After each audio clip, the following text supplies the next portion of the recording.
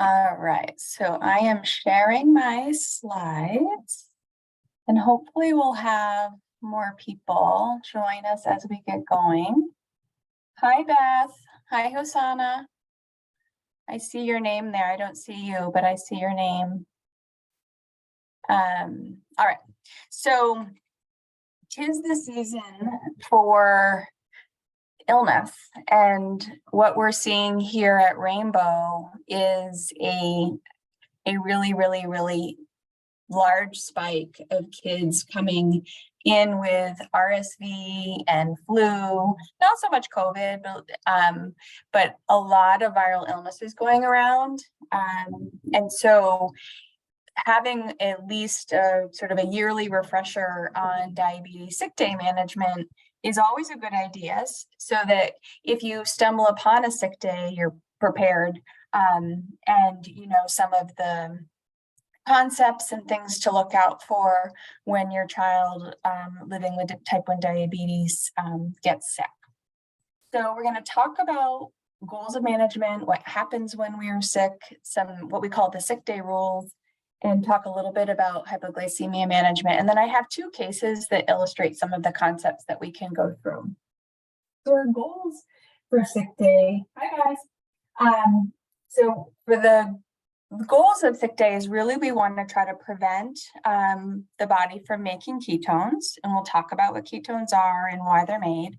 And even if we get a little bit of ketones, we want to prevent them from getting high enough to cause diabetic ketoacidosis. We want to prevent lows, we want to prevent dehydration, and then we want to try to keep everyone out of the emergency room department and the hospital. My daughter is homesick with flu right now. She's actually at college with flu right now. So the flu is hitting early and pretty hard. So the other big call out is to really make sure your kids are vaccinated for both flu and COVID. The bivalent boosters available now, and they really do help. May not entirely prevent it, but they lessen the severity of both illnesses. So what kind of illnesses can be sick days? Really, any kind of illness can be a sick day. It could be a gastroenteritis stomach bug. It could be any illness that comes with fever, so an ear infection, a sore throat, pneumonia, any of those viral illnesses that cause cold, so RSV, flu, just your common cold. Asthma exacerbations can be particularly tricky because sometimes they need steroids and albuterol treatments that can make blood sugars higher. Very significant emotional distress, I'm talking loss of a family member, trauma, can also stress the body enough that you see high blood sugars and ketones. Trauma, surgery, and then a very common scenario is when there's an insulin pump failure that leads to sickness. So we'll talk a lot about that because it's one of the most common scenarios that I deal with when I'm on call and families are calling for help. So this is important because a lot of the people that end up hospitalized with diabetes have already been diagnosed with diabetes. So they're coming back to the hospital for some reason, and a lot of them are coming back because they are sick for another reason and they need help. And there's been chart reviews and papers that look that if you look back at these hospital admissions, a lot of them can be prevented with outpatient sick day management. So it's important we teach families at the beginning at diabetes diagnosis, but then often you don't run into a sick day for a while and you may forget some of the concepts, or there's so much to learn at the beginning that you may not have retained them. So you really need to practice sick day management, and with time, you'll feel more comfortable. And then often, sometimes some of the guidelines for sick days seem counterintuitive to some, like, well, they're not eating at all, but you still need to give insulin and things like that. All right, so what happens when we're sick? So the main thing that happens is when the body's stressed, it releases stress hormones, and those are epinephrine, norepinephrine, glucagon, cortisol, and growth hormone. And every single one of these hormones raises blood sugars. So when we're stressed, our blood sugars will go up because of all of these hormones. And all of these hormones make the liver put out extra sugar. It makes the body more resistant to insulin. and it makes our body not use the sugar normally. And then they also directly stimulate ketones. And so we're going to talk about ketones, but ketones are essentially another source of energy for the body. So if we're sick, the body says, I'm going to give you more energy. I'm going to make all of these stress hormones, and I'm going to give you more sugar for energy, and I'm going to make your body make ketones so you have more energy. But if you also have type 1 diabetes, that can exacerbate the problem. This is the same thing in a picture format, so we can skip that. But basically, these stress hormones make your blood sugar high, make your ketones high, and then it becomes sort of this vicious cycle. So let's talk about those ketones that I mentioned. So your body will make ketones whenever it cannot use carbohydrate for energy, and it has to use fat instead. And so in somebody with or without diabetes, if they're not eating enough carbohydrates, their body will make ketones. So you may know of this as the Atkins diet, or a low ketogenic diet, or low carb diet, where a person is intentionally not eating enough carbohydrate so that the body switches to using fat for energy instead. And the byproduct of when your body uses fat for energy is ketones. But somebody who also has type 1 diabetes will get ketones if they're not getting enough insulin. And so what happens is if your blood sugars are high and you're not getting enough insulin, the sugar can't go into the cells of the body to be used for energy. So it's as if the sugar's not there. It's stuck in the blood, it's stuck in the vessels. And so the body thinks it needs to go to fat for energy because it can't get the sugar into the cells. The insulin is the key that gets the sugar into the cell for energy. So with high blood sugars and not enough insulin, the body will switch to fat for energy instead, and ketones will start to rise. We have two ways of measuring ketones. Oops, I just saw something in the chat. Oh, okay, just Kate saying hi. I wanted to make sure there wasn't a question.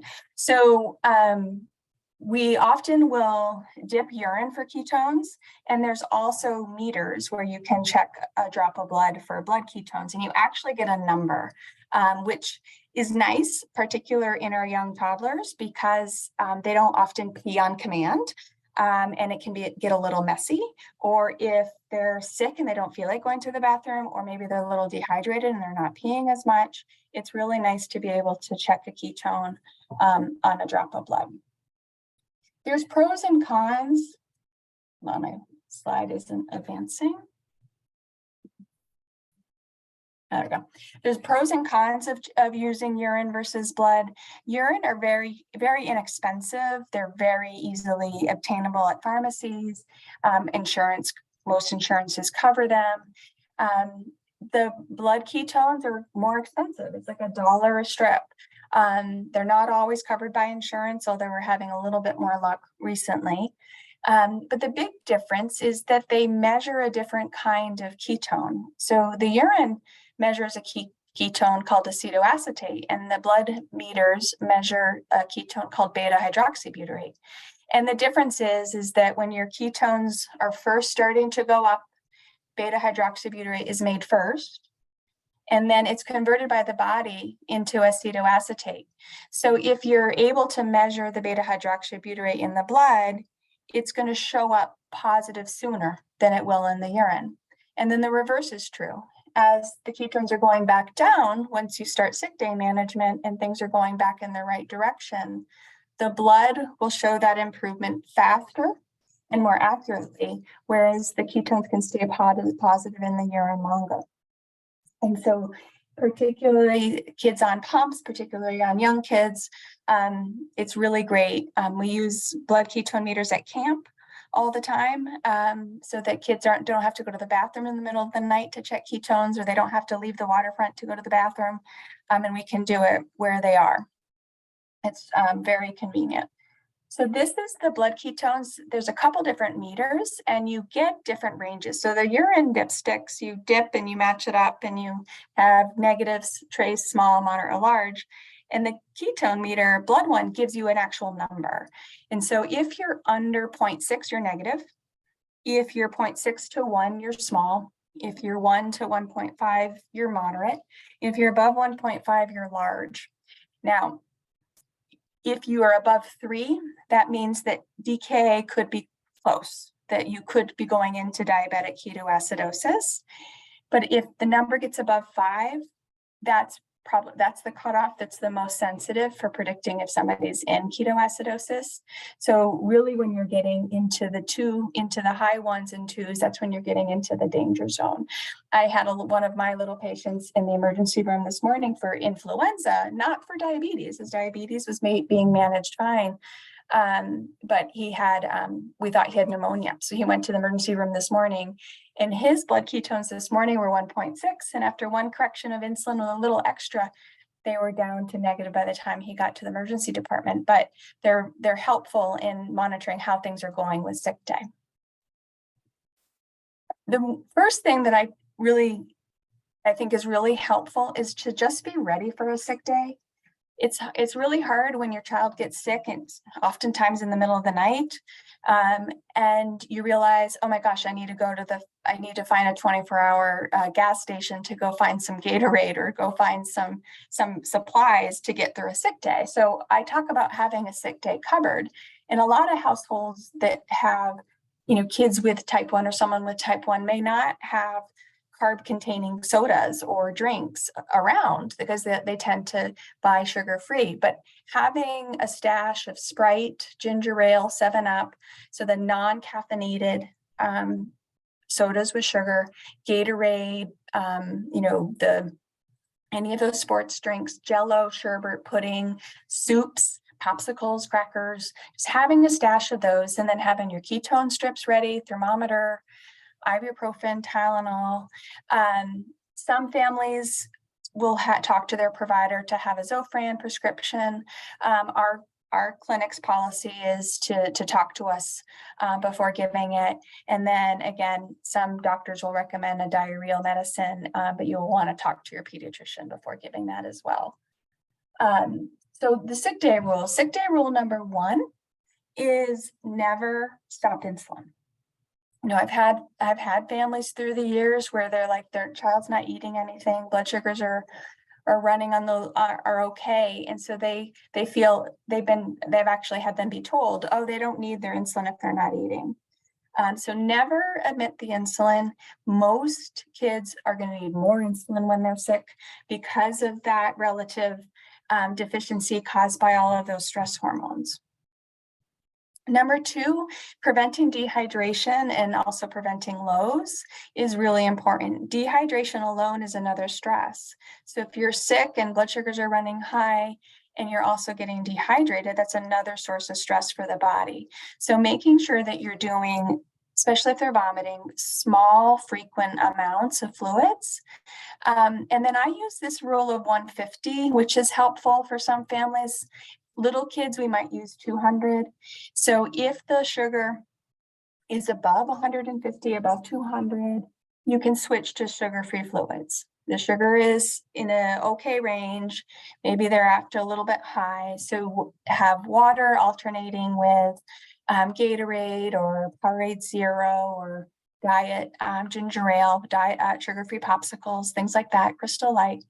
If the blood sugar is less than 150, less than 200, you can do sips of sugar-containing fluids. So switch to the regular Gatorades and regular ginger ale and Pedialyte and things like that. And you really can just kind of go back and forth depending on what your blood sugars are doing at the time. The third rule is to monitor more frequently than you would on a typical day. Now, a lot of our patients are on continuous glucose monitors, and so that is really nice because on a sick day, we'd be saying, you really need to be checking the blood sugar every 2 hours. And so it's nice to have CGMs now so that you can glance and keep an eye on things really frequently. The only caveat to CGMs is that if your child is getting dehydrated, you may notice that the CGM isn't as accurate when the child is dehydrated. And so if they're getting dehydrated, then that's something to take into account, and it may be it may be wise to check a blood sugar and a finger every once in a while to make sure your sensor is accurate during the illness. And there are also some medications, depending on what sensor you use, that can make the sensor less accurate. For example, high dose vitamin C, which actually has not been proven to make an illness shorter. High dose vitamin C makes the Libre sensor inaccurate, things like that. And then you're going to want to check urine. And when they're significantly ill, you want to check a urine with every time they pee. Or if you're using blood ketones every few hours, just to monitor them.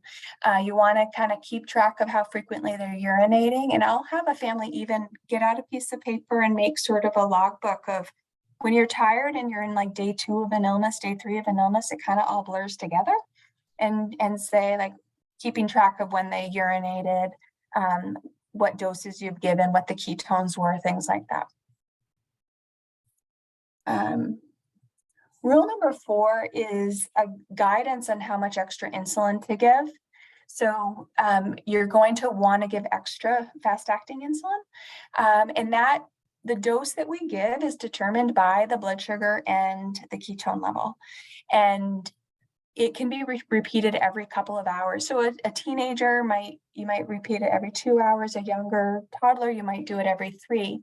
So you're going to be checking your ketones. If your ketones are negative or trace, you're just going to give your regular normal blood sugar correction, depending on what your blood sugar is and depending on how much they're going to eat. If the ketones are getting small into moderate, you're going to want to give 25% extra. So for example, if you were going to give 4 units for a correction for that blood sugar, if the ketones are starting to go up above small, you would give 5 units instead. So you'd give 25% more. If the ketones are moderate or large, you're going to give even more. And so if they're giving above moderate into that large range, if you would have given 4 units for that high blood sugar, you would increase the dose and you'd give 6. And this is something that you would do probably in partnership with your provider and guidance, especially if it's your first time. But these are called booster doses. And so we'll give a little extra insulin if the ketones are present. We'll also often give extra basal through the pump. And so it depends what kind of pump you're on. But if you're not on an automated insulin delivery pump, so if you're on an Omnipod Eros, an Omnipod Dash, if you're on a regular tandem pump and you don't have automated insulin delivery, you can do these temporary basal rate increases that can really help with the blood sugars if you're running high. Now, if you're on an AID system like Control-IQ or like Omnipod 5, your pump should be doing this for you, right? If you're running high, the pump should be giving more insulin. But if you're not on an AID, your pump, you can tell your pump to give more. The big caveat here, and the most important thing to know and learn from this lecture tonight, is that if the ketones are present and you're on a pump, you have to think through, are the blood sugars high and the ketones going up because the pumps aren't working? Even though they're sick, and that could, and is probably, may very well be the reason the ketones are going up, you need to make sure. So if the ketones are going up, I will still recommend to do a site change and that first correction via syringe, just because you really want to make sure that it's not 2 things going on. I've had it happen so many times where ketones are large. We're like, oh, well, they're sick with a cold. Oh, it must be the cold. But then we realize, oh gosh, actually it was a bad pump site all along. So you want to at least think through whether or not you should change that site and put a fresh pot on, or change your infusion set. It really helps to what I call treat the underlying triggers. So treat the illness that's causing the stress, and that's going to reduce the stress. So if it's a strep throat or an ear infection, getting antibiotics, reducing fever is really important. Fever is not dangerous. Fever is actually good, but we reduce it for comfort. We give, Tylenol or Motrin for comfort. But fever really really tells the body to make ketones. My guy with flu A this morning had a very high fever, and as soon as we got the fever down and gave one little booster dose, his ketones went right away. So fever reduction is really important, and also controlling pain with Tylenol or Motrin, controlling nausea with antiemetics. Now, if somebody's vomiting, you want to talk to your pediatrician about whether or not an anti-vomiting medication is a good idea. For example, if it's food poisoning, you don't want to prevent vomiting. You want them to vomit to get out the toxins. And so that's always something you'll want to talk to your doctor about before you give. If you're giving breathing treatments, albuterol, it's really helpful to give a tiny dose of insulin with the breathing treatment, and that's something you'll talk to your provider about if that happens. But if a family calls me and they're giving albuterol or Zopanex every 2 hours, I'll have them give a little bolus of insulin with each breathing treatment, as those breathing treatments raise the blood sugars. And then my rule of thumb is our diabetes team will help you 24/7 with a sick day in terms of diabetes management. But you're also going to be communicating with your primary care doctor, your pediatrician, or your family doctor to figure out, do they need to be seen for a strep culture? Do they need antibiotics? Do they need any of those other things? Because that we will rely on our primary care colleagues to help you through. This is the last sick day rule, which is what I just talked about. If your child is vomiting, especially if there's no diarrhea, you have to presume that the vomiting is from the diabetes and from ketones until you prove otherwise. Isolated vomiting without diarrhea can happen in a couple of situations. The most common situation is ketones. The second is strep throat. Strep throat can often cause vomiting without diarrhea. But so that you always want to pause and think, if they're vomiting, you always want to check ketones. So when would you call for help? So if your child's been vomiting more than a couple of hours, or if they're young, probably maybe at least if they've been vomiting more than at least 2 hours, if they ever develop moderate or large ketones, if the blood sugar is staying above 300 and the ketones are staying positive, despite your efforts, touch base. If you feel like your child is getting dehydrated, dry mouth, skin seems sunken in, the lips are cracked, they seem like some families will even weigh their child, they're losing weight, they're lethargic. And then also if you're seeing signs of diabetic ketoacidosis, so nausea, abdominal pain, vomiting, they may actually feel discomfort in their chest and look to appear to have difficulty breathing or breathing fast. I can smell ketones. Some families say they can smell the ketones. Some family, I think it's sort of like asparagus smell in urine. I think some people can smell it and some people can't, but I'm very sensitive to ketones when I can smell them in clinic. And then of course, if anyone's having an altered mental consciousness, they need to be seen right away.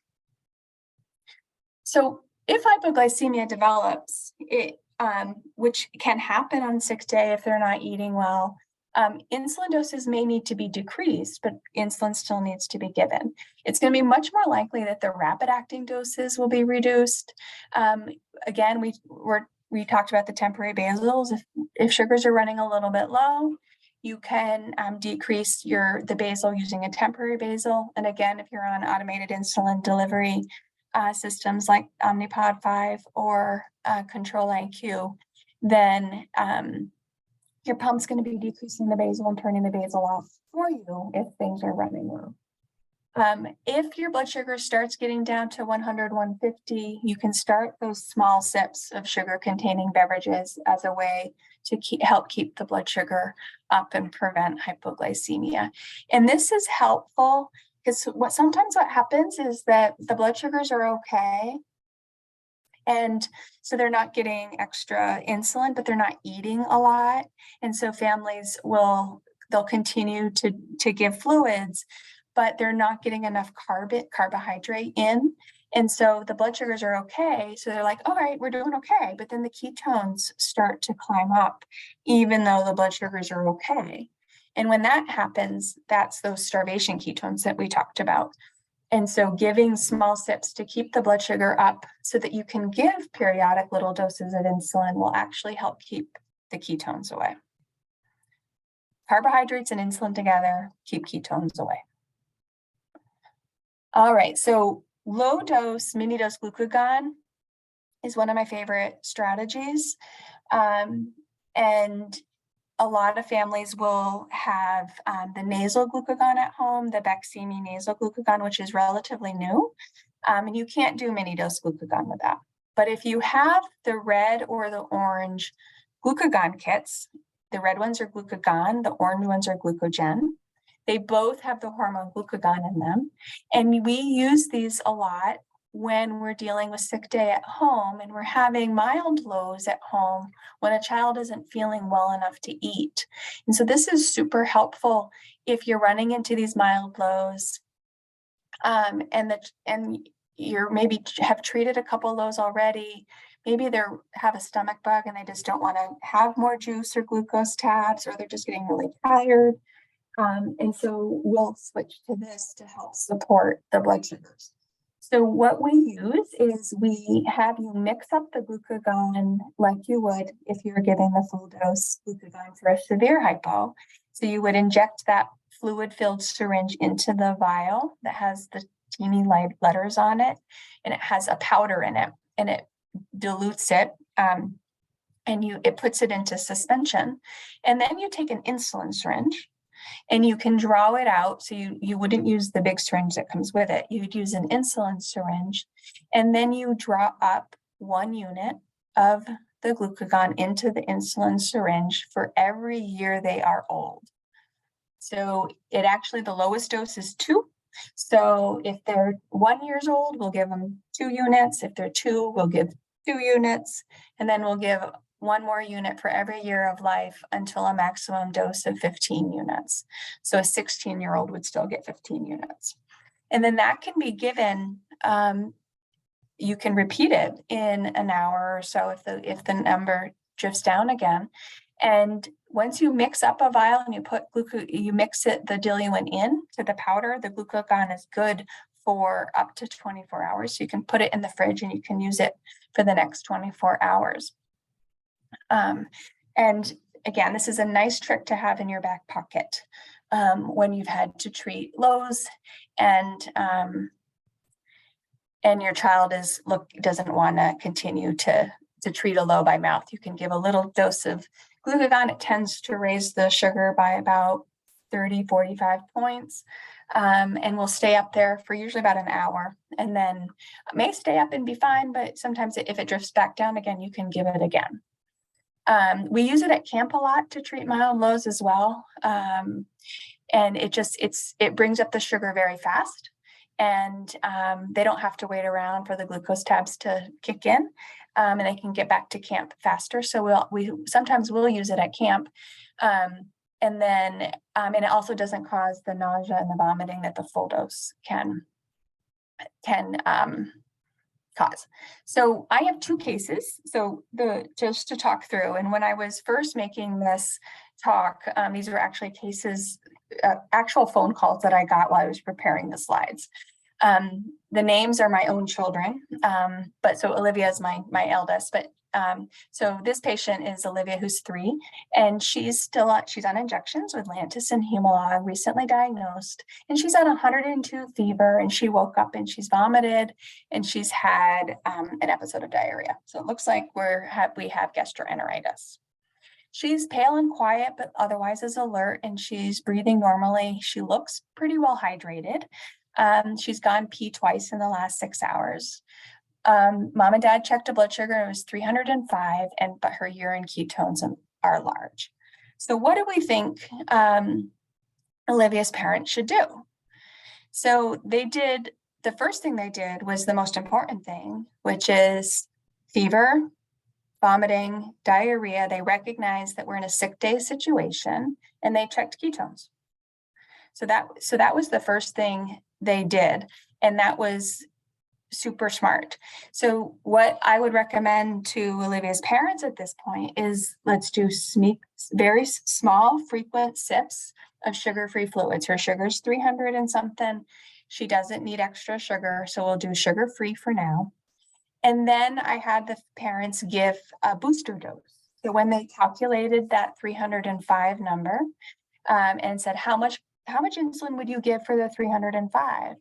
And then I increased it by 50% and gave her a booster. And then I told them to keep checking the ketones every time she peed. And then I gave them reasons to call me back.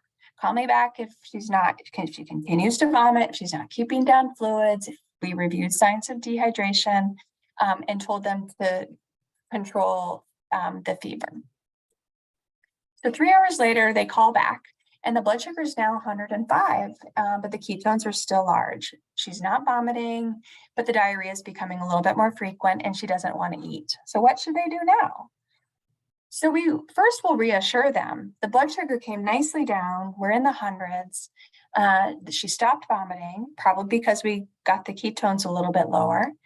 And we reassure them at first that first urine after a booster dose, the ketones will often still be large because they're being cleared by the body. And so some parents worry that the ketones haven't gone down by that first pee. So that's why sometimes the blood ketone is really nice because you can see the blood ketone come down right away and you have that reassurance. But now our blood sugar is in the hundreds. So I have them switch to fluids that have sugar in them, but we want to avoid fruit juice because that tends to make diarrhea worse. We'll keep an eye on blood sugars, keep an eye on hydration, and I remind them that giving sips of carb containing liquids with extra insulin every few hours for the higher blood sugars will help clear the ketones and keep them away. So the next morning they call, she's no longer vomiting, she's still having diarrhea, but the blood sugars are starting now to come down, to trend down, and she's just still not willing to eat. She's been vomiting for a day, she just doesn't want to eat. Her ketones are fine, they're down to small. And so now she's refusing to drink the juice and she has a low. So what would we recommend? This would be a great situation to give low dose, mini dose glucagon. So she's 3. So we would mix up the vial of insulin and we'd use an insulin syringe to draw out 3 units. So it's 1 unit for every year of life. And we would give it to her like an insulin injection. So we'd give it as a sub-Q injection. We'd save the vial for 24 hours in case we needed it again. And then depending on the scenario, especially if it's a GI bug, sometimes we'll discuss decreasing the basal a little bit. All right, so the second case is Jackson. Jackson is actually my son, who is also a wrestler, but this is a different kid who, true story, is a 16-year-old with type 1 who is on a pump. And he does a decent job taking care of his diabetes. His A1C is 8.3. He just had come home from a wrestling tournament. So he'd been in a wrestling tournament all day. His blood sugar is a little bit high at bedtime, but he didn't give a correction because he often goes low after a wrestling tournament. So he didn't give a full correction, but he woke up nauseous and was vomiting the next morning. So what should Jackson do? So the first thing Jackson's going to do is to check his blood sugar and check his ketones. So his blood sugar, he was on a sensor. He was on a sensor and a pump, but he didn't. This was before before AIDs existed. So he had a blood sugar of 456. His ketones were large. And now the difference between Olivia and Jackson is that Jackson's on a pump. And we have to consider whether or not his pump site's working. Because oftentimes the gut is, all right, he woke up high, I'm just going to give a correction through the pump. And he actually, the way this call initially worked is that he at first hadn't checked his ketones in his urine. He had given his correction through the pump, and the correction didn't work. And he was feeling sicker. So when he called, I said, you need to take off your pump and you need to put in a new infusion set. You need to put fresh insulin in your pump, and you need to have that first correction with a shot. And so we calculated how much insulin he needed for 456, and I gave him 50% more. So I think, he probably needed 10 units to correct that, and I gave him 15. And then I had him increase his basal a little bit for 4 hours because he wasn't on an AID, encourage fluids, check back and check blood sugar and ketones every couple hours until things settle down. And what happened is that he went and to change his infusion set, and it was hanging off him. During the wrestling tournament, somebody had tugged on his tubing, and his infusion set had just pulled out, and he hadn't realized it.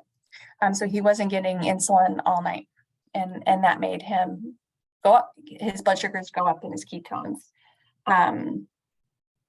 get high. So that's the end of the slides. We have, actually went through that fast because oftentimes I get questions. Any questions do you guys have, or any situations that have come up with you guys with Hosanna? So are you able to hear me? I am. Oh, good. So it seems like we've had a lot of sick days lately. Yeah, I remember. But we're doing okay. She's back to good, and I didn't know about the microdosing of the glucagon. I think I had heard about it, but I didn't know how to do it. So that's super helpful. I'm glad to have that tool in my toolbox now. Yeah, and then I mean the other cool thing is that there's a company that makes Gvoke, which is another form of glucagon, and they make these pre-filled syringes now that come as 0.5 milligram doses, which is the size that Hosanna would need. But they say that next year they're going to come up with a mini dose pen that you can just give.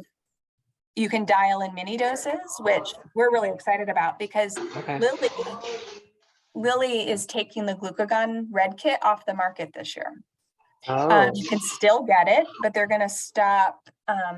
They're going to stop distributing it at the end of this year. Novo is still going to have the orange glucogen kit, but hopefully next year we'll have the Gvoke mini dose pen.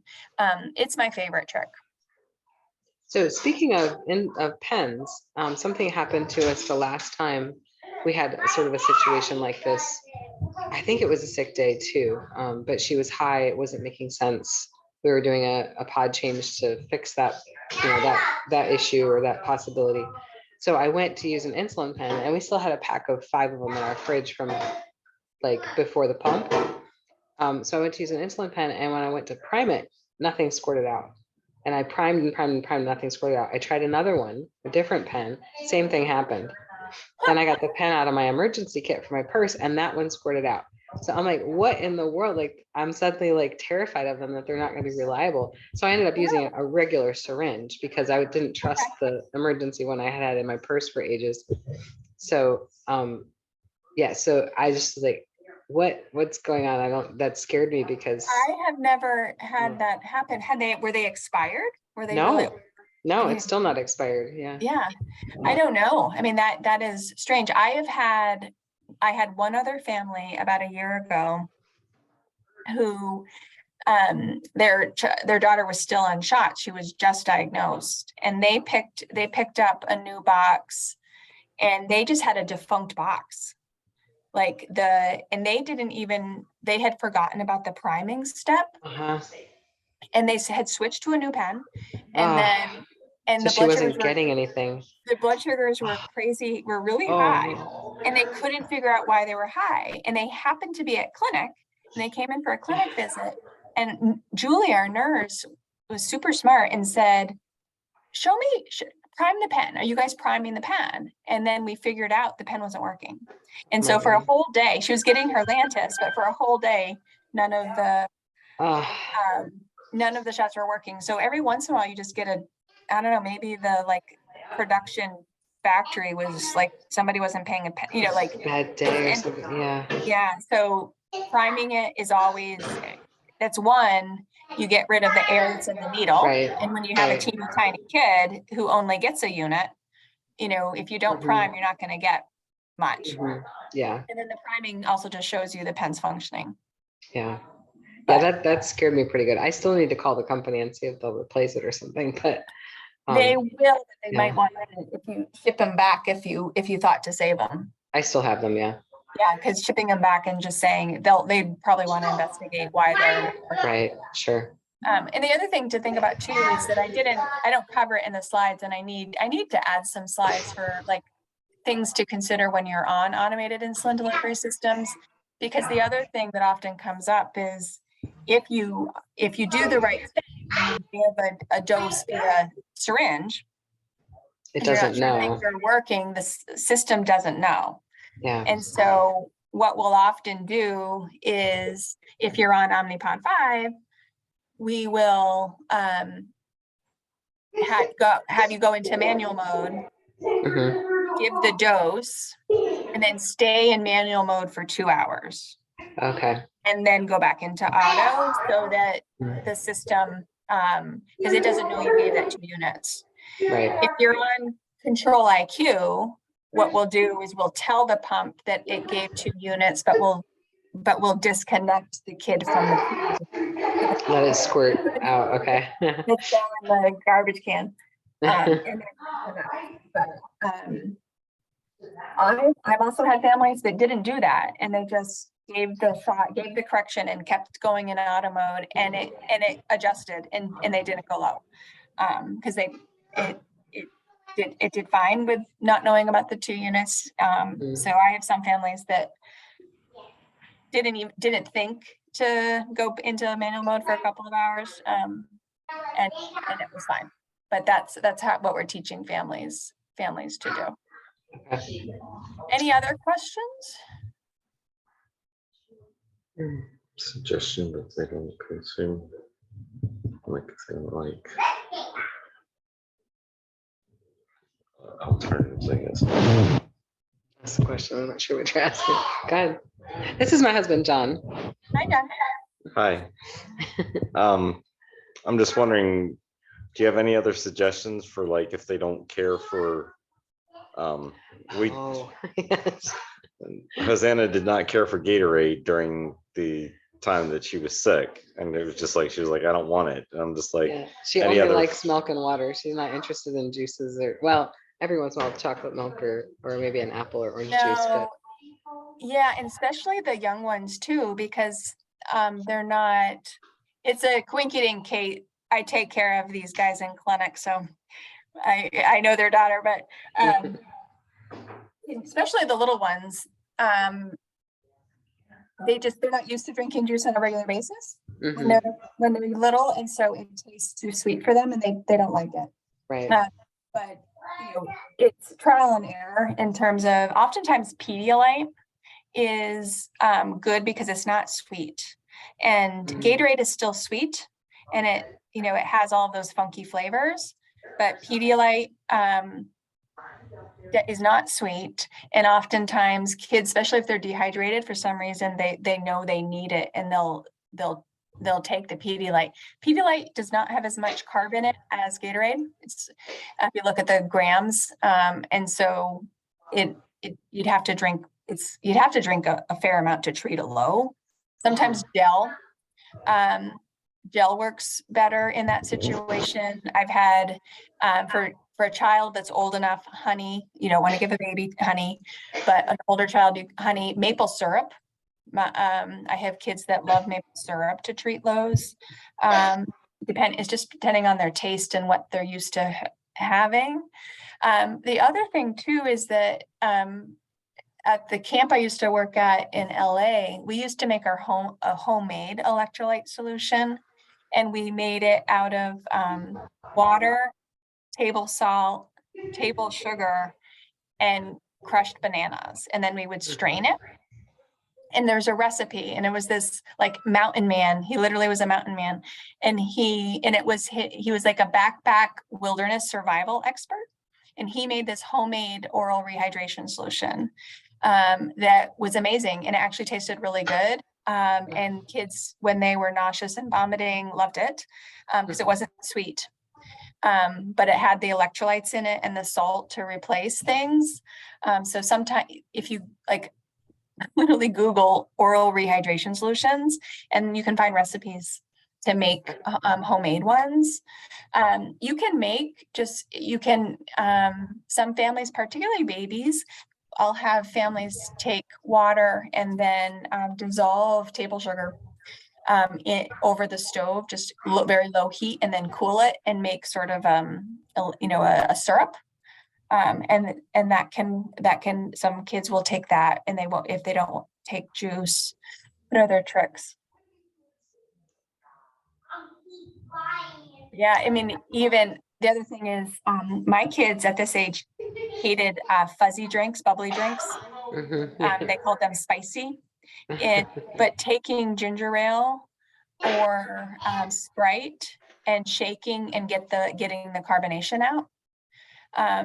Sometimes they'll take flat ginger ale if they won't take juice. That's the other thing to try.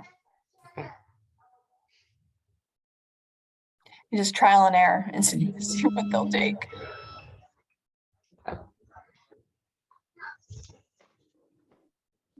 Anything else?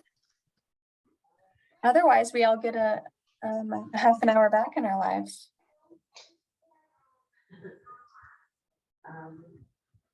I can't think of anything else. Okay. Any questions, Kate, that you want? We are videoing this so people can watch since they couldn't make it tonight. Any questions that you can think of I should answer?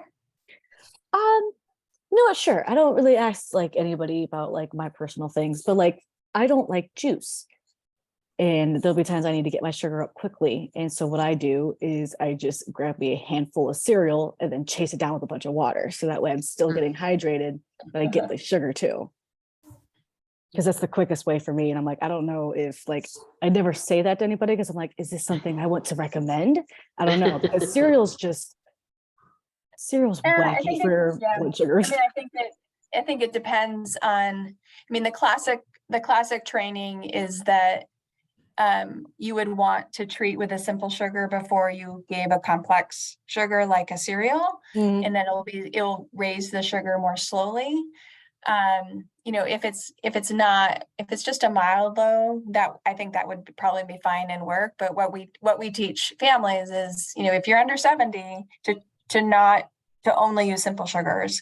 It's like why we don't use chocolate to treat lows, chocolate candies. We'll just use a sugar candy so the body doesn't have to do any work to get the sugar out. Now, something like Frosted Flakes that's coated in sugar might be a different story, and you could probably raise it that way. But I mean, I think whatever works, but we'll always say treat first, and then once you get your sugar up, then have, crackers or something else, to keep it up. But we also have, I have families that will treat lows with M&Ms because it's something their kids like. Yeah. Well, chocolate really, chocolate's slow. Chocolate's going to be slower than, Skittles. And then somebody that's, who's on his age, for example, we also worry about, you have to think about choking hazards too. Yeah. And that, doing hard candies is going to be, less advisable in the under age 3 crowd. Because we also, especially if they're low and they're not as coordinated as usual, we don't want them to choke on a hard candy. But older kids, Skittles, they love Skittles or Smarties or, any of those sort of easy, simple sugar candies. Okay, yeah. Sorry, go ahead. No, you go ahead. Well, I was just saying the whole mini gluc thing is genius. I learned that for the first time this year at camp, and I know that I like to give myself the glucagon when I'm so low I don't want to eat, and that's a big thing for me because I like to eat. Yeah, and it's just so much faster. And if a kid is nauseous and vomiting, and that if I treat this low right now with glucose tabs or juice or something, it's just going to come right back up. Doing the mini dose just buys you an hour to let that tummy settle. Yeah. And it's fast, super fast. Look in the pantry. What were you going to say, Beth? So when you have a trending down, so let's say I'm like, I've got her, she's like a 95 angled down, and it's been a little while. I know she's gonna keep going. Chocolate at that point would work, right? Because that's you probably have enough time. If you're a double arrow down, then it needs to be quicker stuff. quicker because you'll be under 70 in probably less than 10 minutes. But if you're 95 gentle or 95 single, you've got about 20 minutes. Okay. So yeah, chocolate, and then chocolate has protein and fat in it. Yeah, And that helps it keep lasts a little bit longer. Hoseanne, you want to come say hi? No. Look. Banana. Oh, what a doll. Hi, baby. How's my girl? That's Dr. Wood. She's not wearing a mask. You can see her face. I know, I look weird because I don't have a mask on. Can you wave? Wave hi. You feeling shy, Allison? I heard her blood draw was awful. Oh, I'm glad you heard. Yeah, that was. So I was very I- unhappy with that lab. It was terrible. they hit or miss. I had my own blood drawn there a couple of weeks ago, and this one lady was less than pleasant. And what I will pass on the information. They are not connected to us. Okay, it's just So that they're what- convenient right across the hall. Right. So they're not, we don't have anything to do with their management or their personnel. Yeah. And so, I will pass it along to the powers that be. Usually they're great, but there's every once in a while I brought my own kids there, and I just thought this one lady in particular, I think, is a little grumpy, Hmm. which is uncalled for when you're drawing blood on children. Right. Right. And you already have worried, stressed parents, right? It's Yes, yeah. be nice. But so yeah, I don't have any say over them, but Yeah. I will pass along your concern. Okay, thanks. Appreciate that. All right, Kate, should we cut it short? Yeah, if everyone is good. Yep, we're good. All right.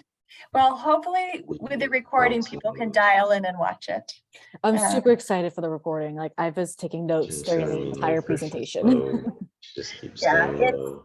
You try and do it, she comes up and back Our down. hospital is jam-packed full of There's the RSV. I mean, not kids with diabetes, just kids, with or without diabetes, RSV and flu is picking up this week. So Oh my. John had one more question. Quick. yeah. So it seems to me that we have a tendency that there is like a low, we treat it with like Skittles or whatever, comes up and then just goes right back down. I know. Is there Well, a recommended treatment to after the Skittles? So we were, I think, talking about this in clinic, and was it you, Beth, that was saying like we think there should be a button on the AID system on the Omnipod 5 that says, "I just treated a low. Don't Oh. don't ramp up for an hour." Yeah, yeah. right? Well, it wasn't me but that It wasn't like you, but it was this recently. It's like the 5.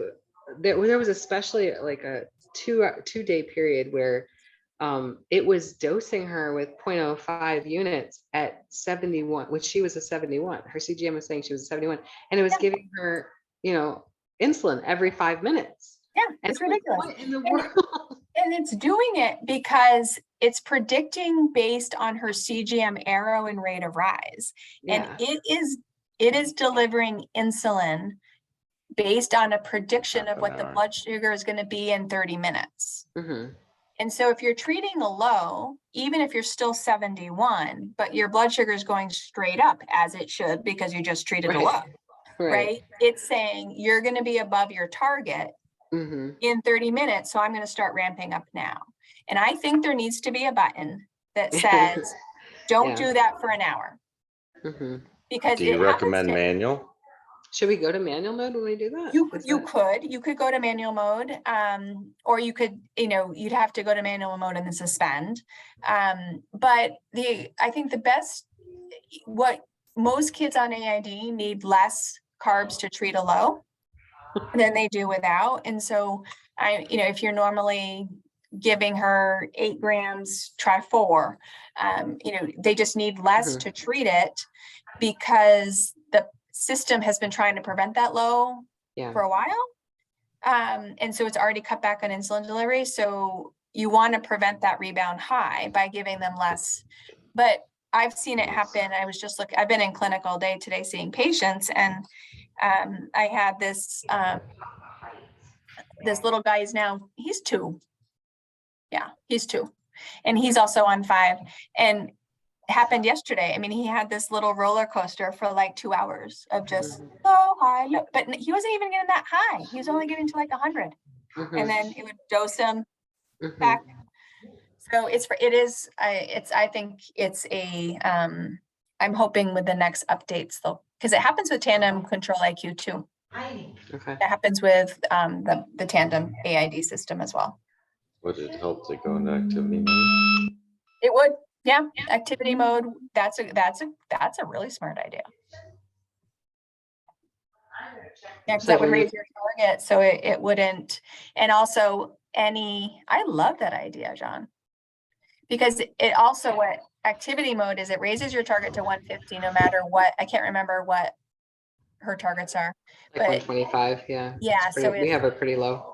If it raises her target to 150, and then it not only raises the target to 150, for every 5-minute dose it reduces it, I think, to 60%. Like so when it does kick in, when the blood sugar is rising, it does so less aggressively. Well, and for her, it can't reduce it by 60% because it started the lowest possible click. Sure. So yeah, that's okay. So would you say activity mode for an hour? Sure. Yeah. Try that. Okay. And what we'll do with Tandem, which we can't do with the pod. So Tandem does, the other thing, what happens with Tandem is that it gives auto corrections every hour. And so you'll treat a low and then you'll start to rise. And just when you get up to like a reasonable blood sugar, it gives you a correction. And so you're right back down. Same thing. Man. It's really irritating. But if you give a correction of any size, the pump can't give another auto correction for another hour. So some families will actually disconnect, give like a 0.1 bolus, and then the pump cannot give an auto correction for an hour. So they'll do that. You know, there's all these little tricks of tricking the pumps to doing what they should be doing. I'll get there. It's still pretty amazing. No, it is. I mean, to be where you guys are at with a child that age, you know, it's pretty amazing technology. Yep. And we're still trying to figure out how to get to fine tune this technology at diabetes camp. And she's, still young to come to camp with us overnight, but we have these kids running around, and I mean, they are going nonstop from sunrise to sunset and so we're trying to figure out how to manage camp with AIDs, because they're, you have to trick them. Yeah. Because it's, camp life is very different with all the activity, and kids without AID need lots of free carb because they're so active, and they're swimming for like 4 hours and having a blast. And so they need free carb. But if you give somebody on an AID free carb, the system just ramps up, and we still are working out the kinks of how to incorporate AIDs into camp. Yeah. Because this will be our second summer with the 5. Mm-hmm. Anyway, any other questions? I'm good. Well, thanks for joining us. Absolutely. This was helpful. You had all my attention. Yeah. It's a one-on-one consultation for free. We'll take Well, we do a fair amount of sick day education in clinic, but you guys got the full. Yeah. We got the full lecture. All right. Well, thanks for joining us. Thanks for organizing, Kate. Yeah, no problem. Ian. Thanks for being here, and thank you for everything you've done, Jamie. You're welcome. Hi, Ian. Hi. So we had one of my favorite families join us, and now they've left. Oh, yeah. Was it just one? Yeah, There was another person, and there was another family that was there when we logged on, and then they logged off at like before we even started. Yeah, within Huh. the first 5 minutes. So that's a So super strange. I bummer. know the